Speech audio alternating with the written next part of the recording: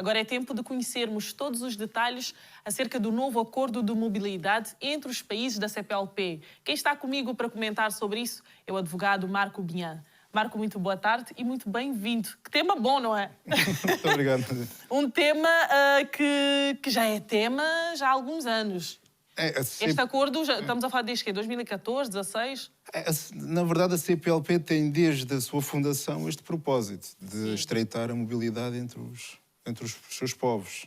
Mas ele foi ganhando maior destaque já, acho que foi em 2000. O tempo acabou por apontar situações nas quais podia-se avançar mais.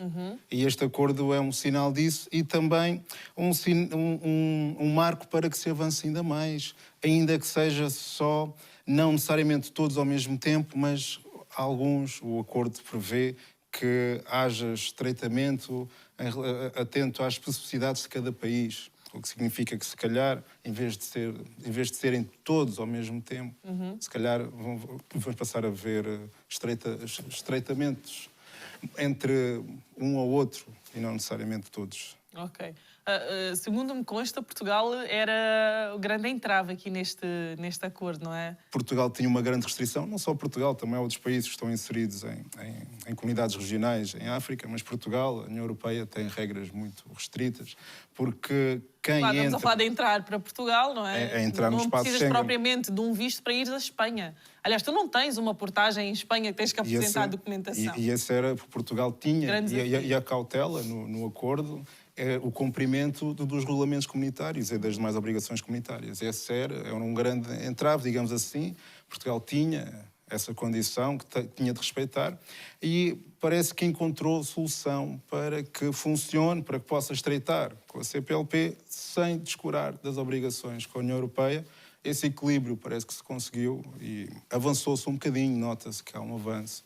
Há avanços relevantes neste acordo que irão beneficiar de todos. Os cidadãos dos países da CPLP. Um desses avanços é, por exemplo, a dispensa do parecer prévio do CEF ao pedir um visto de curta duração. Curta, sim. Isso e a possibilidade de no próprio consulado se despachar com muito mais rapidez um visto. Isto vai ajudar imenso. Os vistos de residência, porque não é necessário, não é indispensável este parecer, poderão também ser muito agilizados e já estou a prever que os vistos de residência, se calhar, serão mais solicitados e farão muita diferença. Portugal, além do que estava previsto no acordo, a dar cumprimento ao acordo, criou ainda um visto de trabalho, que é um visto para que a pessoa possa vir à procura de trabalho e, se encontrar trabalho, começar a regularizar, então, a sua residência em Portugal. Isto vai facilitar e isto permite também cumprir com as obrigações com a Comunidade Europeia, porque já há alguns anos que havia uma regra de que certos vistos só valem para Portugal. Eu não sei depois como é que na prática se cumpre isto, porque não há fronteiras, mas estes vistos, o de curta duração, o de trabalho, são vistos que só valem para Portugal. Pois, tentar perceber como é que isto vai funcionar na prática, não é? Porque o acordo já está em vigor desde março de 2021, se não estou em erro. O acordo... O acordo agora que chegaram, finalmente, não é? Deixou de ser o faz de contas e agora, efetivamente. Exatamente. Dizer. Nas palavras do primeiro-ministro António Costa. Pronto, porque já há muitos anos, eu lembro, ainda nos anos 90, havia já este propósito e houve acordos também que depois ficaram um bocadinho náufragos. E este aqui teve as ratificações que eram necessárias para que entrasse em vigor e, se não me engano, começou a vincular todos os mais Estados, os que quisessem depois aderir, após a ratificação de 3. Os 3 primeiros, se não me engano, foi Portugal, Cabo Verde, já não me recordo. Angola, acho que Angola foi dos últimos. Sim, foi dos últimos. O Brasil últimos, também foi já este ano. Já não me lembro, estes 3 eram a condição para que... O Timor-Leste também tem aqui. Após isso, ele entrou em vigor. Entrou em vigor significa que vinculou os membros. Sim. E os membros, após esse momento, estavam, então, obrigados a aderir. E aderir significa apresentar um instrumento de adesão, um instrumento internacional, e depois, na ordem pública, nas leis de cada país, desenvolver o acordo, implementar o acordo com normas específicas acerca destas questões. E Portugal já as fez, são estas essencialmente que as conheço, não as conheço de outros países, só as conheço de Portugal, e são um avanço. Nota-se mesmo que é uma coisa que está a tornar, é um avanço, é um progresso, não é só papel. Há também, estou-me a recordar, para os estudantes, prevê-se que algumas universidades, o governo é que vai escolher que universidades é que são estas, que pelo facto do estudante estar lá inscrito, está dispensado de provar os meios de subsistência, que era um entrave para a regularização de muitos estudantes. Sim. E está previsto isto também, que vai ser uma coisa também muito útil. Nota-se aqui que houve um avanço, especialmente por parte de Portugal, há aqui medidas que vão fazer a diferença. Mas estamos a falar de casos específicos como o atestado de residência, como o visto de estudante e provavelmente de trabalho também. Não é? Acredito que todos os cidadãos Isto não está limitado por beneficiar? categorias, não está limitado Não? por categorias, é para todos os cidadãos dos países da CPLP. Independentemente... Da profissão ou da finalidade. Para que Ou seja, a partir de agora podem ir aos consulados pedir visto. A diferença é que... Pronto, não há, é tentar não há, perceber. E sabes que é um desafio muito grande, e nomeadamente Angola, falo com conhecimento de causa, durante os últimos 4 ou 5 anos foi muito difícil conseguir visto para sair de Angola para Portugal, por exemplo. Faz muita confusão perceber como é que é muito difícil sair de Angola para Moçambique ou para Cabo Verde, que é muito difícil também. Pronto, aqui a grande diferença... Por isso é que eu te pergunto, Marco, é mesmo para todos? Vão priorizar os empresários que queiram fazer investimentos? O acordo vincula os Estados a desenvolver essas normas para todos os cidadãos.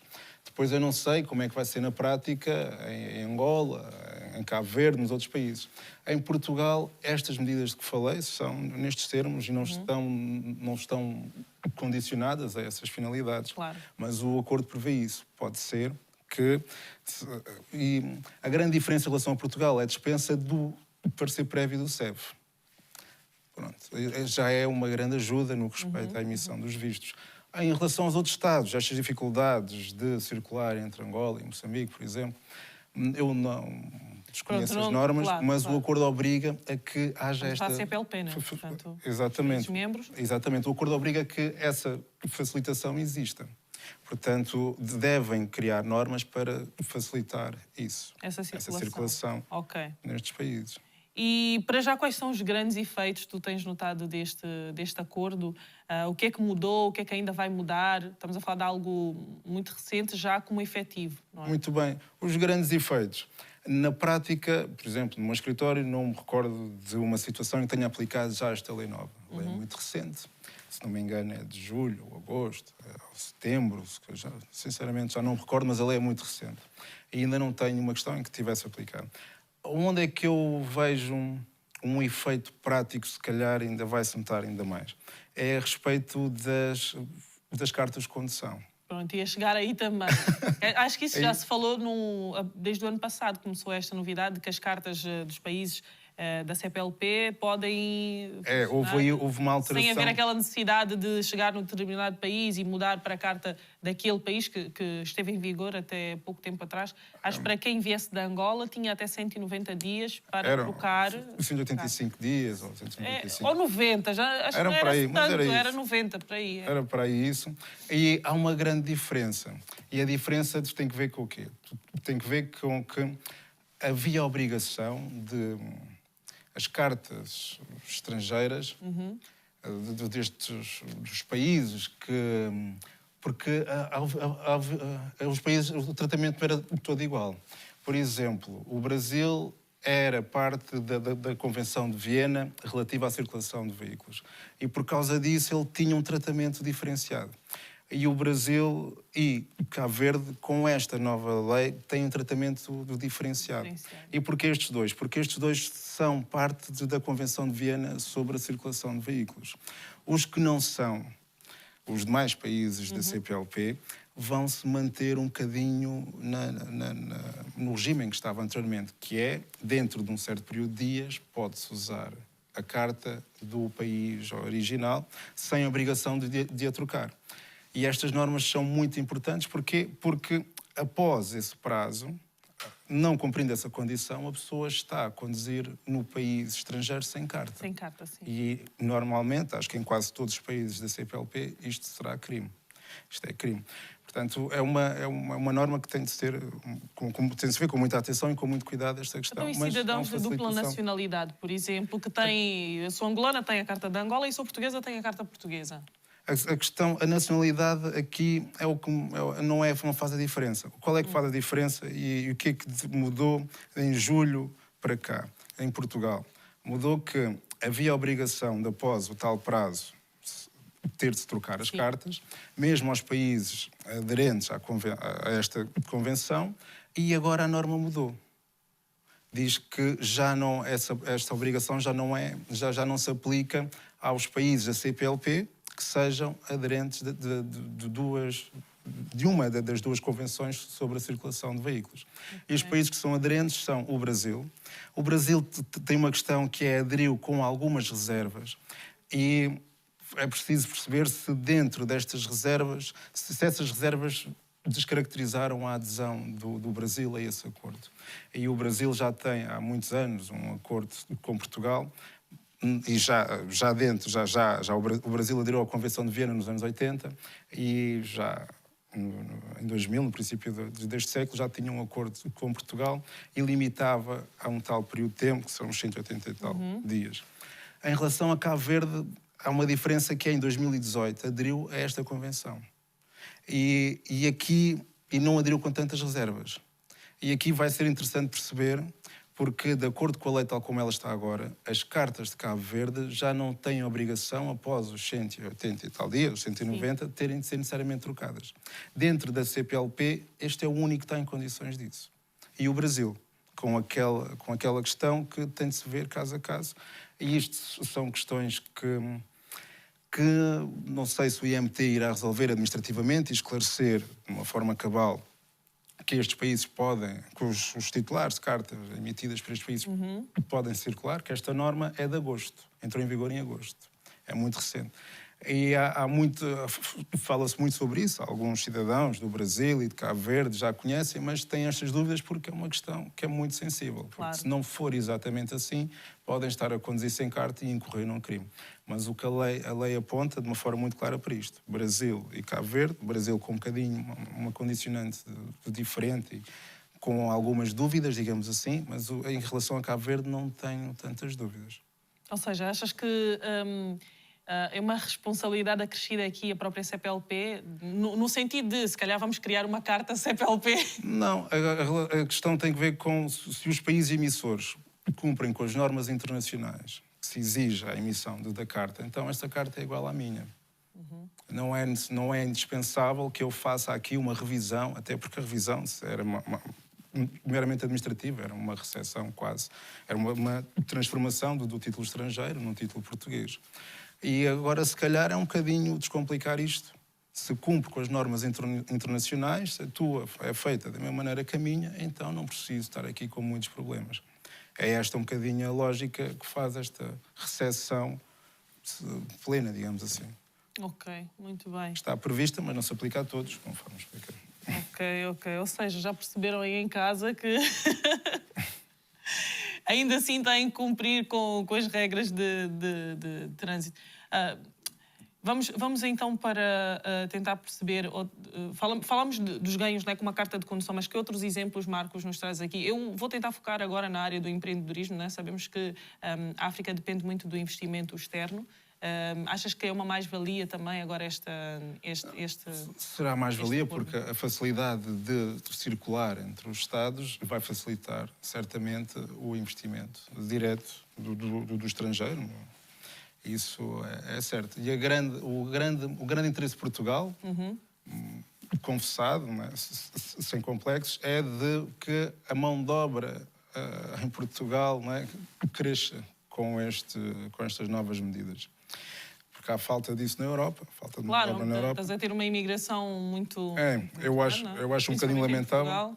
Eu acho um bocadinho lamentável que eu sou humanista. No meu entender, estas normas deviam atender essencialmente à pessoa. No meu entender, o mundo é de todos, digamos assim. E diminuir as fronteiras, de certa forma, é restabelecer a justiça.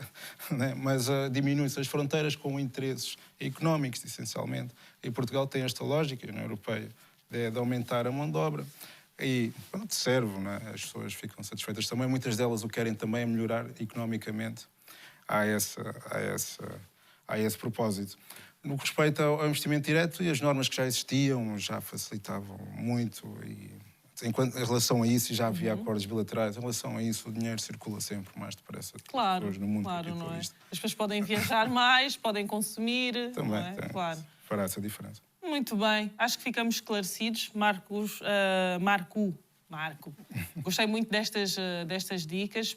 Deixar um recado aí em casa para quem não ficou completamente esclarecido, podem sempre consultar as redes sociais do nosso advogado, ok? O Marco tem as redes sociais abertas também, ou podem mandar as dúvidas para a página do Bem-vindos e num próximo programa nós debatemos aqui as vossas dúvidas. Tem essa abertura. Inclusive, eu já tenho recebido algumas questões, Marco. Houve uma senhora que ficou muito feliz, agora não me lembro do nome, mas deixou uma mensagem no Instagram a dizer que ficou muito feliz e esclarecida com a questão da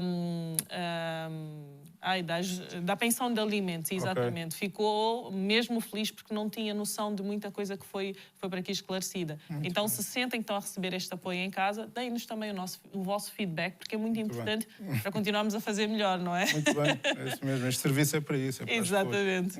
Marco, muito obrigada. Foi um prazer enorme. Já sabem que temos agora muitos benefícios aqui. Vamos investir e legalizar a nossa situação, que é muito mais importante acima de tudo.